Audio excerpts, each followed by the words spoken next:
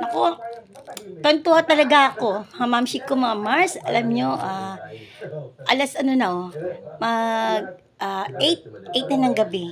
Tapos may tumawag sa'kin, "Mama, mama."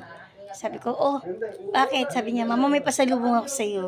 Ayan, may pasalubong na naman sa'kin, oh, yung aking anak na mabait. Ayan, sabi ko, "Thank you." Sana naman sa susunod naman yung gusto ko naman yung mga lasagna, paborito ko yan, eh. Sana yun ang susunod na i-ano sa'kin, pasalubong 'no? Masaya ako kasi, palagi akong naalala ng anak ko, 'yan. Ah, Siguro sinusuklian din niya yung ano, paghihirap ko noon kasi ano, eh, ah, ako talaga yung ano, ako talaga yung 'di ba yung tatay at nanay niya na ako talaga yung nagtatrabaho noon.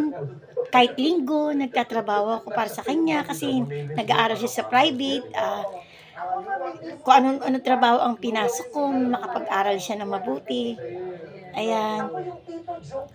Nakita niya siguro yung paghihirap ko bilang ina, tas nakatuon lang ako sa kanya.